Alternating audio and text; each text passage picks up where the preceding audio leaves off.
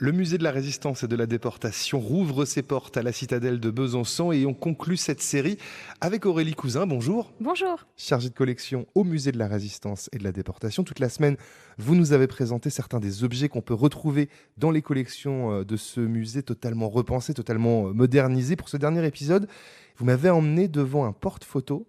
Il est en bois et en métal. Je vois qu'il est écrit dessus Saxe 1942. Qu'est-ce que ça signifie tout ça ? Alors, déjà, si l'on songe à un porte-photographie, on en a tous et toutes chez nous.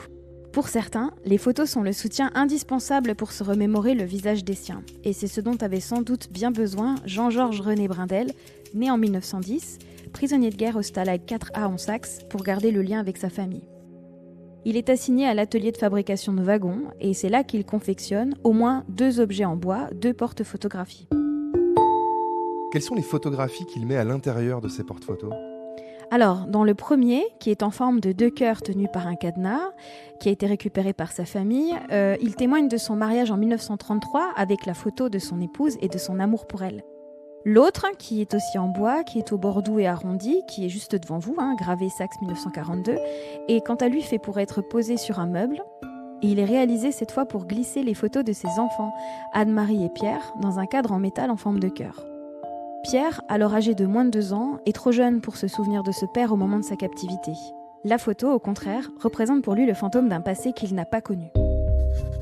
Nous sommes donc une famille de 3 personnes. Ma mère, ma sœur et moi. Et contrairement à elles qui ont la mémoire d'un époux ou d'un père, je n'ai moi qu'une photo jaunie, accrochée dans un cœur sur le mur du salon.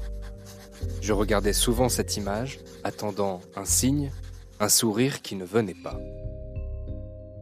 Il ne faut pas oublier que pendant la Seconde Guerre mondiale, la captivité et la déportation de millions d'hommes font éclater les familles. Et tout cela ajoute aux dures réalités de l'occupation. Comment l'enfant réagit-il à l'éclatement de sa famille et sur quelle figure s'appuie-t-il pour se construire en l'absence d'un père ? Par quelle stratégie et bricolage, au contraire, les prisonniers de guerre et leurs familles cherchent-ils à effacer la distance qui les sépare ? Ou encore, par quels éléments, quelles pratiques la présence du père est rappelée dans le quotidien ? Vous le voyez, un simple petit objet qui incarne tant de questions qui se posent encore aujourd'hui, au-delà des guerres et des époques. Il y a aussi la question du retour qui est importante.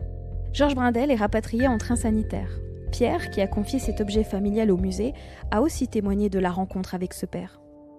Un jour, la voisine, crémière de son état, vint chez nous précipitamment nous informer que nous avions un appel téléphonique. C'était lui. Ce père tant attendu allait, après tant d'années, prendre corps, prendre vie. Il annonçait son rapatriement pour le mois suivant. C'est la panique. Ma mère, tellement choquée qu'elle fait une hémorragie nasale spectaculaire. Ma sœur et moi sommes complètement déstabilisés par cette nouvelle. Il a dit être malade. Comment faire pour le soigner, le nourrir ? Nous n'avons déjà rien pour nous. Où va-t-il vivre ? Où va-t-il dormir ? Il n'y a que le lit de ma mère. Mais c'est quand même la joie, la fête de voir son père pour la première fois. Ma sœur, de 2 ans et demi, mon aînée, le connaît, elle. Puis c'est le jour J. Nous sommes en gare, bien avant l'heure du train, pas question d'être en retard ce jour-là. C'est un train sanitaire qui arrive, et tout à coup, il est là, celui que l'on attend sans l'attendre depuis si longtemps. Tous se serrent dans les bras, ma mère, ma sœur, celle qu'il connaît. Je reste un peu derrière, je ne sais que faire. Allez, je me lance. Je tends la main et dis « Bonjour monsieur ». Tout le monde s'amuse de cette annonce, sauf moi. Et l'on me dit « Mais c'est ton papa ». Un papa, enfin, mais à 7 ans. Ce fut pour moi un apprentissage difficile car, d'un seul coup, il y avait une autorité qui se manifestait. Ma mère était forcément moins disponible pour nous.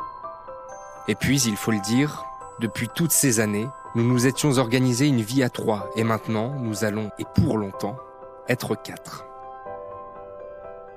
Longtemps après, j'ai mesuré combien ce père m'avait manqué.